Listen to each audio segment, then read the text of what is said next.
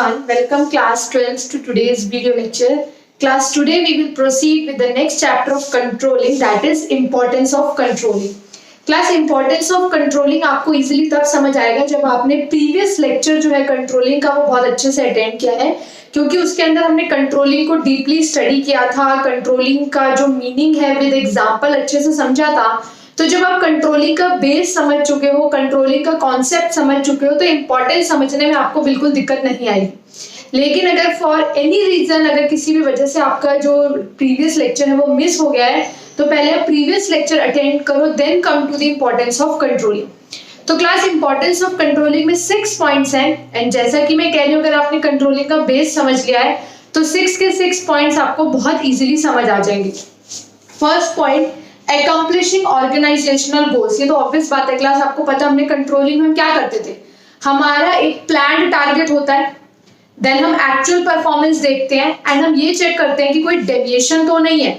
Deviation means हमारी actual performance हमारी planned performance से कितनी कम रह गई है, एंड अगर कोई डेविएशन होती है तो class what we do, we try to take corrective actions to overcome that deviation. कि वो जो भी कमी आई है, जो भी रीजन है, जिस भी वजह से हमारा प्लान्ड टारगेट अचीव नहीं हो पाया है, तो वो क्यों नहीं हो पाया है, एंड नेक्स्ट टाइम हम करेक्टिव एक्शंस लेते हैं ताकि जो भी कमी हमसे रह गई है वो इग्नोर हो जाए और हम अपना टारगेट अचीव कर पाए.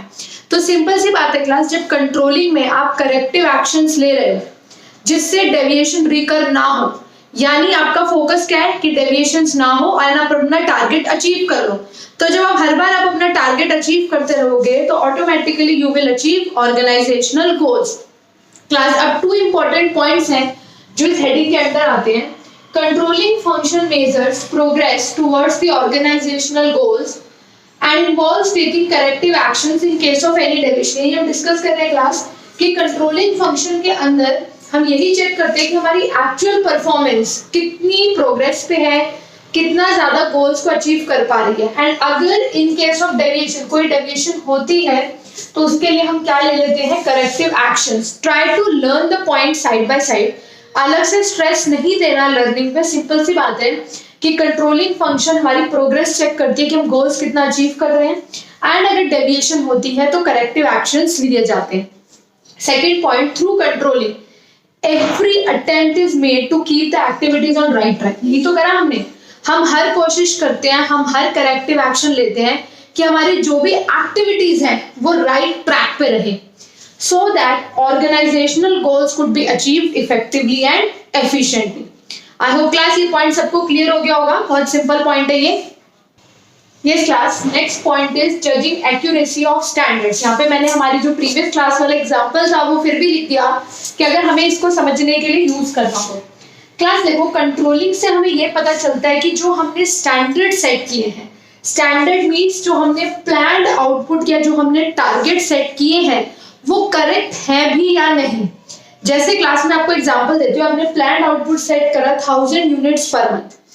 आपका 1 महीना हो गया, 2 महीना हो गया, 3 महीने, 4 महीने, कितनी भी कोशिश कर रहे हैं एम्प्लॉयज, कितनी भी मेहनत कर रहे हैं, लेकिन वो 500 यूनिट से ज्यादा नहीं बना पा रहे. एग्जाम्पल सोचो कि टारगेट आपने 1000 यूनिट्स पर मंथ सेट कर दिया, आपने हर करेक्टिव एक्शन ले लिया, एम्प्लॉयज पूरी मेहनत कर रहे हैं, सब खूब मेहनत से काम कर रहे हैं, लेकिन टारगेट जो है वो अचीव हो ही नहीं पा रहा. उल्टा एम्प्लॉयज जो है वो 500 यूनिट्स पर मंथ से ज्यादा बना ही नहीं पा रहे. इसका मतलब आपने स्टैंडर्ड ही गलत सेट कर दिया, आपने स्टैंडर्ड बहुत ज्यादा हाई सेट कर दिया है जो कि पॉसिबल ही नहीं अचीव करना.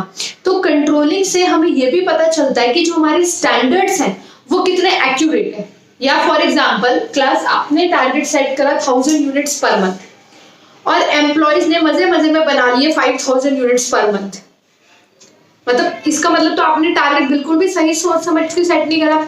आपने 1000 यूनिट्स पर मंथ सेट करा और जो एम्प्लॉयज है उन्होंने 5000 यूनिट्स पर मंथ बना दिए. इसका मतलब आपने बहुत ही लो स्टैंडर्ड सेट किया था, स्टैंडर्ड वाज नॉट एक्यूरेट. तो कंट्रोलिंग से पहले तो हमें ये पता चलता है कि कहीं स्टैंडर्ड हमने बहुत हाई या हार्ड तो नहीं सेट कर दिया, या बहुत इजी तो नहीं सेट कर दिया. पहली बात तो कंट्रोलिंग सबसे इंपॉर्टेंट, हेडिंग से ही पता चल रहा है, कंट्रोलिंग हमें हेल्प करता है ये चेक करने में कि हमारे स्टैंडर्ड्स कितने एक्यूरेट हैं, हमने जो टारगेट सेट किया है, हमने जो प्लान्ड आउटपुट सेट किया है वो करेक्ट है या नहीं. Is that clear? An effective control system helps the organization to verify whether standards set are accurate and objective. क्या वो सही है? बिल्कुल, बहुत ज़्यादा टफ या हार्ड नहीं होने चाहिए, वेरी डिफिकल्ट टू अचीव, और बहुत ज़्यादा इजी भी नहीं होने चाहिए. They should be accurate and objective.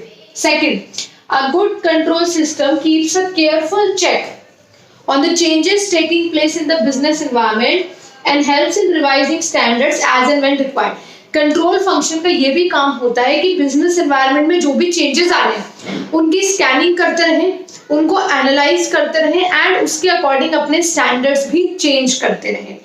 Suppose करो ये आपका स्टैंडर्ड तब है जब आपका कोई खास कॉम्पिटिटर नहीं है, आप ही आपका बिजनेस चल रहा है, लेकिन अगर 2-3 ईयर्स में आपके 3-4 बड़े बड़े कॉम्पिटिटर सेट हो गए तो ऐसे केस में क्लास आपके बिजनेस एनवायरनमेंट में बहुत बड़ा चेंज आया है कि आपके इतने सारे टफ कॉम्पिटिटर्स आ गए. ऐसे केस में आपको अपना आउटपुट, ये जो ये टारगेट है, इसको चेंज करना पड़ेगा. जो आप 1000 यूनिट्स पर मंथ रखते हो उसे हो सकता है आपको 3000 यूनिट्स पर मंथ करना पड़े कि आपका सामान सबसे पहले मार्केट में पहुंचे, कोने कोने तक पहुंचे.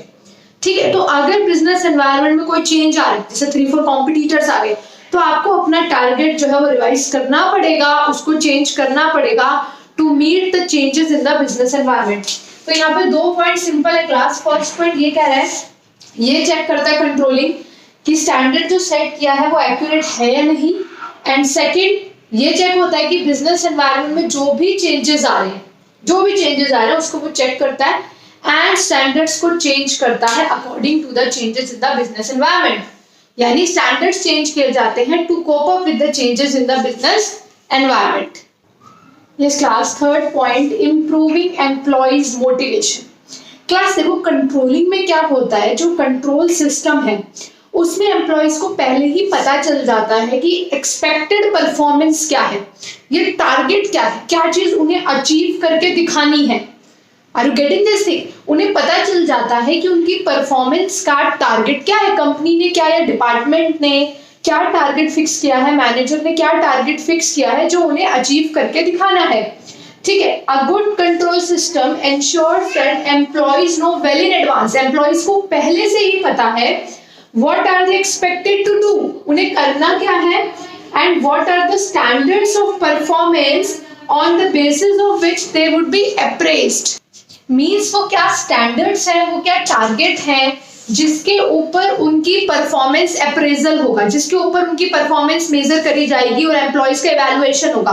फॉर एग्जांपल प्लान्ड आउटपुट है 1000 यूनिट्स पर मंथ, ये प्रोडक्शन करनी है, पर प्रोडक्शन डिपार्टमेंट का टारगेट है कि पर मंथ 1000 यूनिट्स प्रोड्यूस हो. तो जितने भी एम्प्लॉइज हैं प्रोडक्शन डिपार्टमेंट के, उन्हें पहले से ही पता है, दे नो वेल इन एडवांस कि उनका स्टैंडर्ड क्या है और उनकी परफॉर्मेंस किस स्टैंडर्ड के अगेंस्ट मेजर होगी. यानी अगर उन्होंने 1000 यूनिट्स पर मंथ अचीव कर लिए तो एम्प्लॉय सही है, भाई बहुत अच्छी काम करा उन्होंने. लेकिन अगर वो अचीव नहीं कर पाए तो दैट मीन्स एम्प्लॉइज जो हैं वो अच्छे से काम नहीं कर रहे, they are not working efficiently.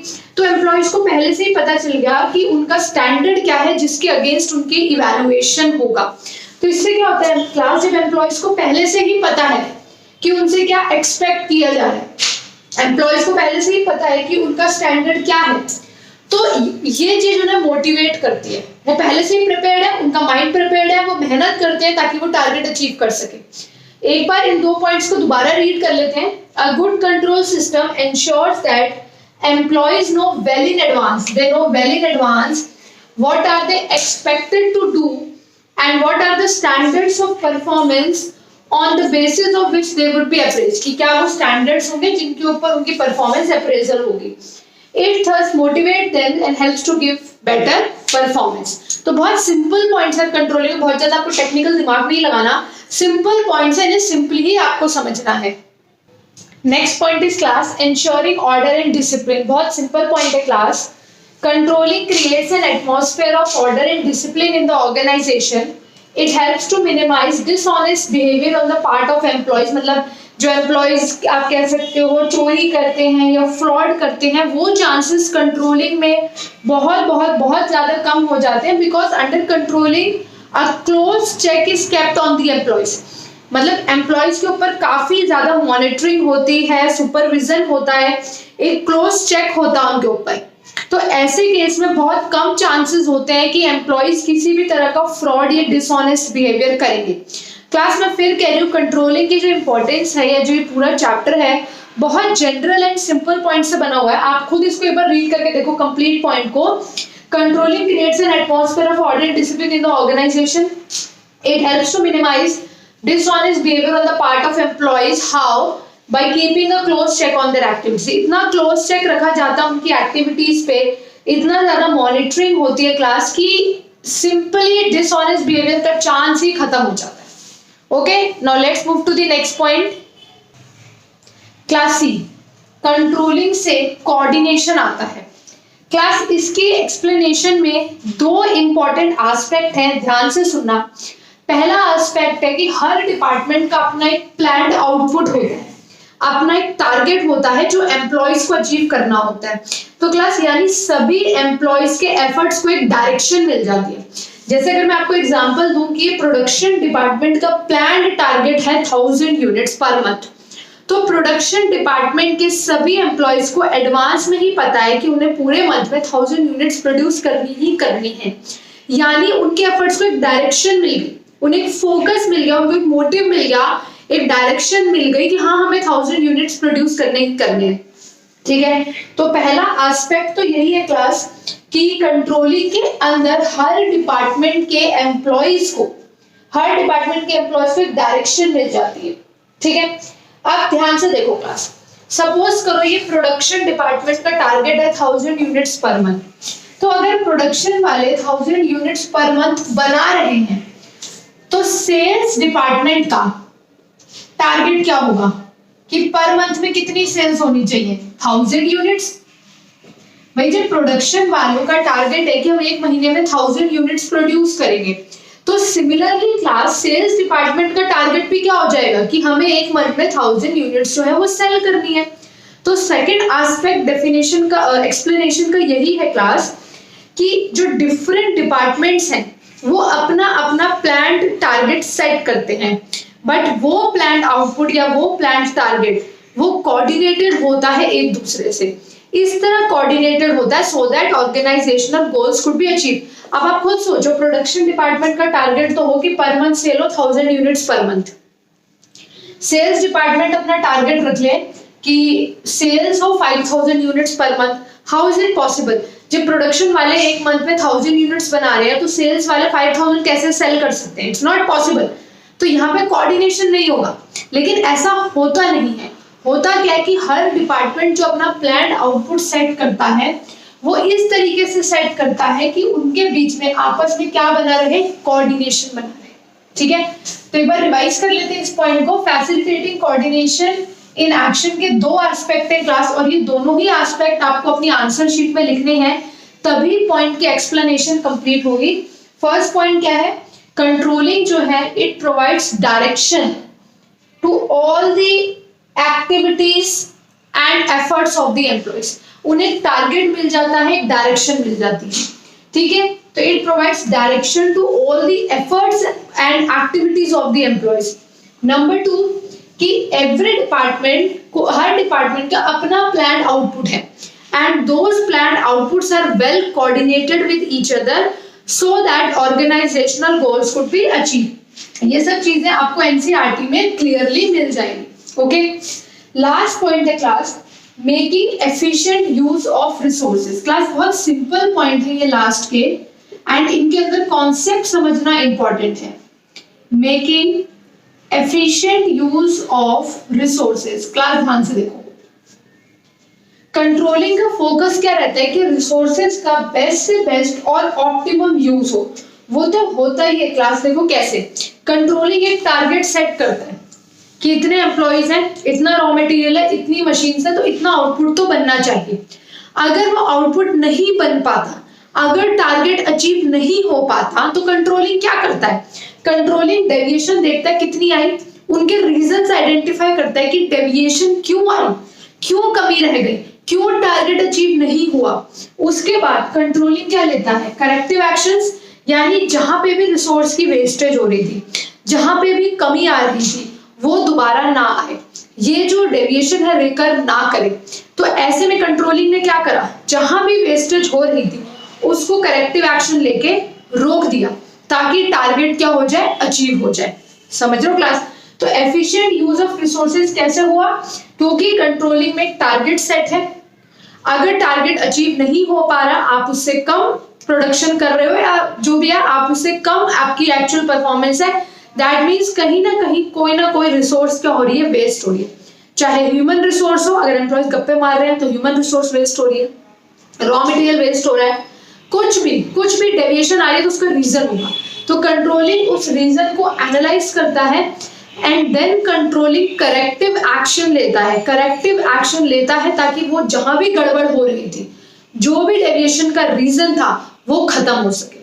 और जैसे डेविएशन का रीजन खत्म होगा, इसका मतलब क्या है, रिसोर्सेज एफिशिएंटली यूज हो रही है, ऑप्टिमम यूटिलाइजेशन ऑफ रिसोर्सेज हो रहा है एंड जो गोल्स हैं वो एफिशिएंटली एंड इफेक्टिवली अचीव हो रहे हैं। Is that clear class? तो आज हमने 6 जो इंपॉर्टेंस है कंट्रोलिंग की वो डिस्कस की है क्लास। अगर आपको किसी भी पॉइंट में कोई भी डाउट है क्लास, तो you can mark it in the comment box.